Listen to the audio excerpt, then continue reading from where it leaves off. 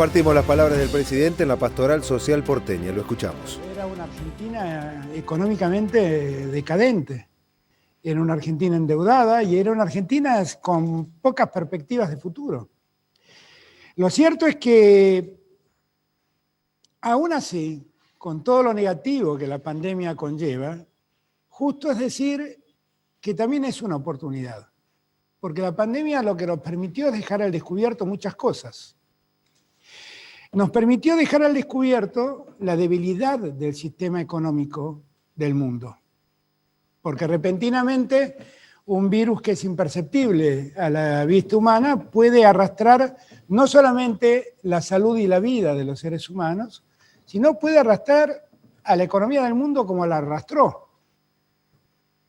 Y eso me parece que es para que lo pensemos, porque en las últimas décadas el capitalismo empezó a funcionar con otra lógica, donde lo financiero fue mucho más importante que lo productivo. Y allí empezó a tergiversarse lo bueno del capitalismo, que es alguien que arriesga dinero para producir y dar empleo. Y eso empezó a tergiversarse el día en que el gerente de producción de cada empresa fue menos importante que el gerente financiero de la empresa. Porque este desarrollo y este despliegue con los derivados financieros que empezaron a mostrar su debilidad allá cuando explotó la burbuja del año 2008, la burbuja hipotecaria, ha expresado su total debilidad en esta pandemia, que no pudo sostener ni el valor de las acciones ni el valor de los bonos de las potencias más grandes del mundo, y que con la caída de la economía arrastró la caída del trabajo y arrastró el aumento de la pobreza. Hoy en Argentina supimos que 4 de cada 10 argentinos es pobre. Y en eso tiene que ver mucho la pandemia, y los resultados de la pobreza en Argentina serían infinitamente más negativos si no hubiera estado el Estado auxiliando como estuvo. Nosotros hemos desplegado un montón de instrumentos para llegar a los más vulnerables. Por eso, desde el día que asumimos, tomamos un poco esa consigna del Papa Francisco, primero los últimos. Era eso que yo repetía hoy una y otra vez de la ética de la solidaridad de la que hablaba Alfonsín. Tenderle la mano a los que están en el fondo del pozo y volverles a subirlos al escenario social para que se hagan parte de la sociedad de la que nosotros somos parte. Y esa lucha que empezamos el 10 de diciembre para tratar de que primero estén los que están más postergados, definitivamente se vio complicada por la pandemia. Aún así, seguimos con la misma consigna. Y por eso la cantidad de planes y de ayuda social que desplegamos en todos esos meses. Uno no lo advierte, pero yo siempre marco un dato para que nos demos cuenta de la dimensión de esa crisis. Miren, cuando nosotros pusimos el IFE en funcionamiento, lo hicimos pensando que el IFE iba a alcanzar a 600.000 monotributistas de las más bajas categorías y alrededor de 2 millones de personas que entendíamos que el Estado no tenía registrado. Y ese número fue creciendo, creciendo, creciendo, creciendo, hasta descubrir que había 9 millones de argentinos que el Estado no tenía registrados, que estaban totalmente fuera del sistema. 9 millones de personas es más del 20% de la Argentina. Esto quiere decir que 1 de cada 4 argentinos, más o menos, el Estado no sabía de su existencia, no sabía de qué trabajaba, no sabía de qué vivía, no sabía si estudiaba. Así nosotros descubrimos cuán ausente estuvo el Estado para millones de argentinos. Y fuimos en auxilio de esos argentinos.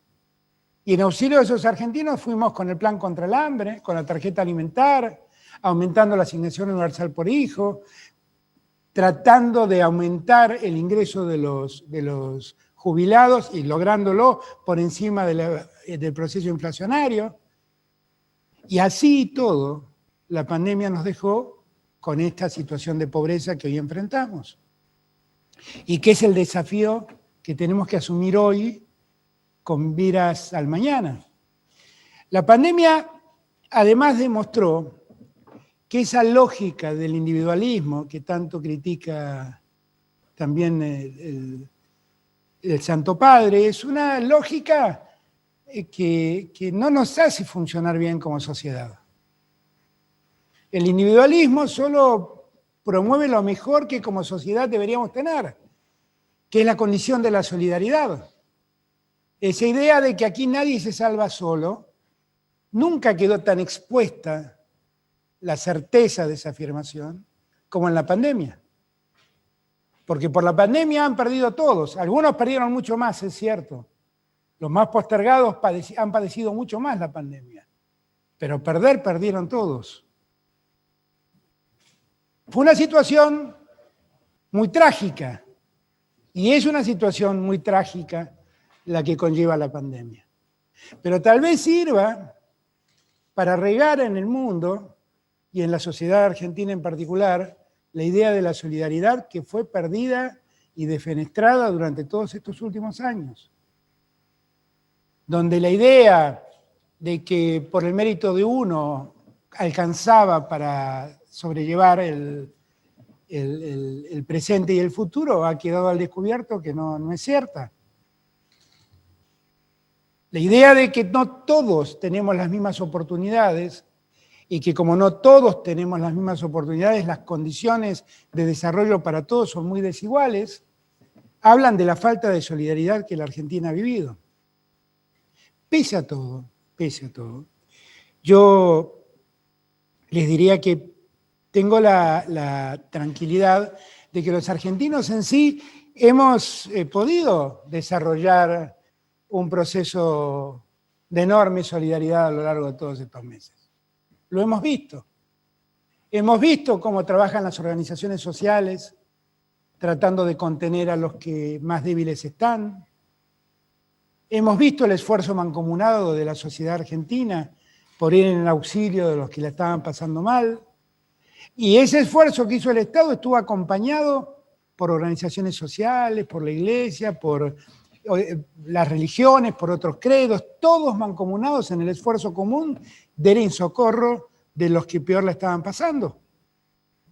Y ojalá que esa solidaridad que se manifestó en la pandemia se convierta en moneda corriente en la Argentina del futuro, porque la Argentina del futuro sigue necesitando de la solidaridad.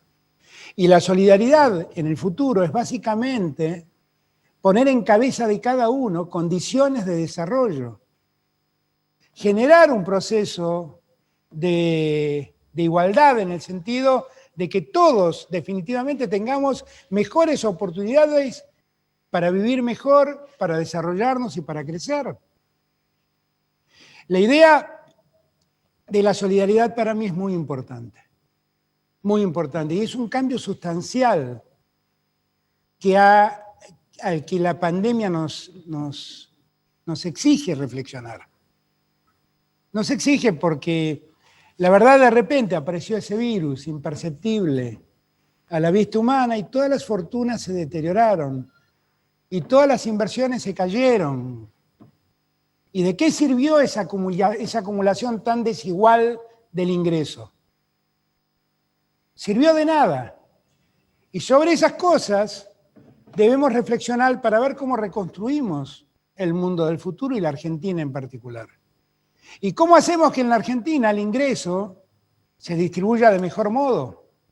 Porque la concentración lo único que ha logrado es que haya pocos ricos y millones de pobres.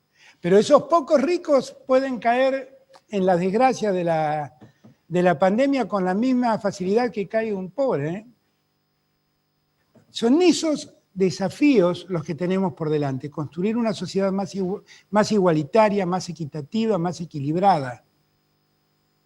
Y es en eso en lo que estamos empeñados.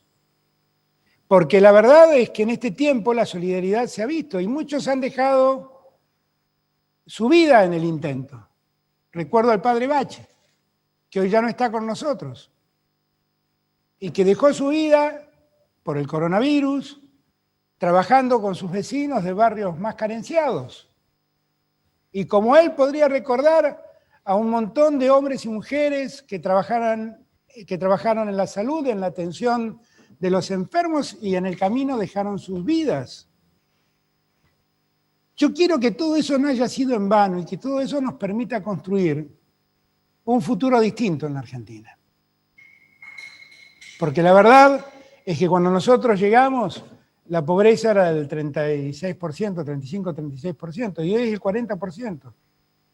Y la verdad es que nadie puede estar en paz con su conciencia sabiendo que 4 de cada 10 argentinos está debajo de la línea de pobreza, que 1 de cada 10 está en estado de indigencia. Nadie puede estar en paz con su conciencia con eso. Para resolver eso, la solidaridad tiene mucho que ver. Y en eso tenemos que empeñarnos. Tenemos que construir un país con otras lógicas.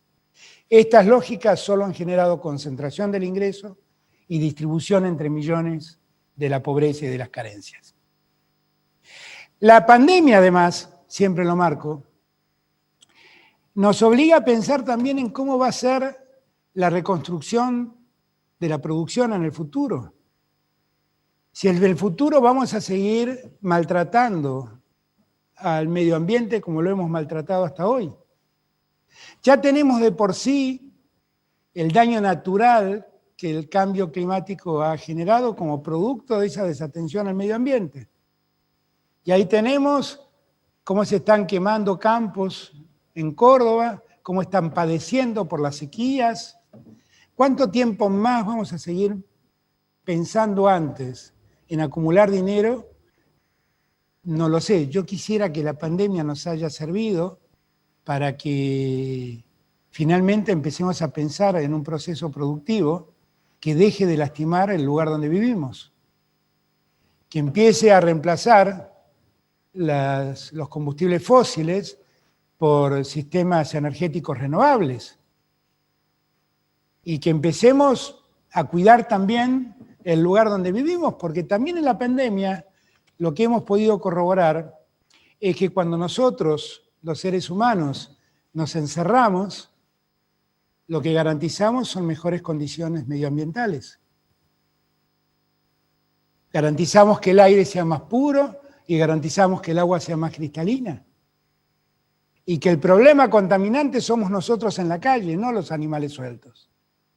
Nosotros en las calles. Eso es una oportunidad que tenemos enorme para construir otro mundo. Un mundo mucho más solidario y un mundo que piense también en el mundo. Que piense que las generaciones futuras pueden vivir sin el nivel de contaminación y de daño que le han generado nuestra generación y las que nos precedieron a la Tierra.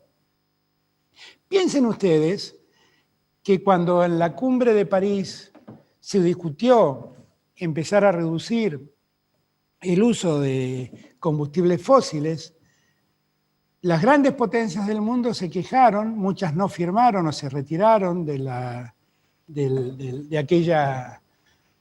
aquel acuerdo, porque decían que dejar de usar combustibles fósiles podían terminar generando una caída del PBI mundial de 4 puntos. Y un día llegó la pandemia y la caída del PBI mundial va a superar los 10 puntos, calculan todos. ¿De qué sirvió? Nosotros tenemos por delante una oportunidad, una maravillosa oportunidad, que es hacer un mundo distinto. Y yo quisiera que finalmente todos trabajemos con esa idea. Miguel Acevedo, que es uno de los que está convocando a este encuentro, Héctor Daer, que lo veo allí, con ellos hemos hablado una y otra vez en pensar el modo de construir una Argentina donde todos nos sentemos a la mesa para acordar un futuro. Y el futuro que acordemos sea un futuro donde todos ganemos. Porque un acuerdo donde gana uno y el otro pierde no es un acuerdo. Eso se parece más a una estafa. Una sociedad que hace que uno gane y el otro pierda, eso no es una sociedad, eso es una estafa. Entonces nosotros podemos salir de la lógica de la estafa y podemos construir la lógica del acuerdo. Y en la lógica del acuerdo, que todos ganen. Y antes que nadie, que ganen los que peor están. Porque ese es un reclamo ético que tenemos como hombres y mujeres de la política. O como hombres y mujeres dirigentes. O como hombres y mujeres formadores de opinión. Tenemos el deber y la obligación de tender la mano al que cayó en el pozo de la pobreza y ayudarlo otra vez a subir al escenario de la sociedad.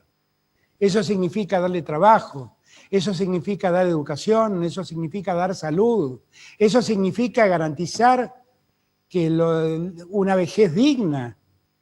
Todo eso significa. Y yo estoy convencido que podemos hacerlo y vamos a hacerlo. Si ustedes miran el presupuesto que hemos presentado para el año entrante, se van a dar cuenta que esa es nuestra mayor obsesión. Fíjense cómo se gastan los recursos y se van a dar cuenta que nuestra mayor obsesión está puesta en generar más producción y más empleo.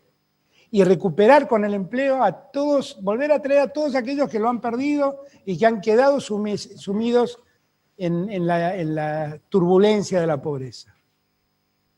Yo creo que esa es la obligación que tenemos y ese es el verdadero debate que tenemos como sociedad. A veces siento que a los argentinos nos enredan en debates estériles, en debates inútiles, en debates que no son los debates de la gente. Y dejamos de debatir estos temas. Hemos logrado superar el problema de la deuda con los acreedores privados. Viene ahora el momento de ordenar la deuda con el Fondo Monetario Internacional. Y la deuda es un gran condicionante, lo era antes. Piensen ustedes solamente que este año, en esta crisis, deberíamos haber pagado 7.000 millones de dólares que no sabríamos de dónde sacarlo. Yo espero que lo que nos pasó con la deuda, que tras la deuda vino la pandemia, todos tomemos noción de que la deuda es un conflicto para la economía argentina y debamos entender que tenemos que empezar a crecer con otra lógica, porque la deuda no fue crecimiento. La deuda sirvió para que se fuguen dólares. No sirvió para que crezcamos. No sirvió para un mejor desarrollo. No sirvió ni para tener mejor salud, ni sirvió para tener más educación. Sirvió para que unos pícaros se lo lleven afuera. No sirvió para que no se cierren 25.000 pymes. No sirvió para que crezca la industria. No sirvió para que crezca el empleo. Sirvió para la picardía de unos pocos. Y espero que hayamos aprendido la experiencia. Cuando la pandemia llegó, de repente descubrimos que teníamos una crisis en la salud, que había sido abandonada en los últimos años.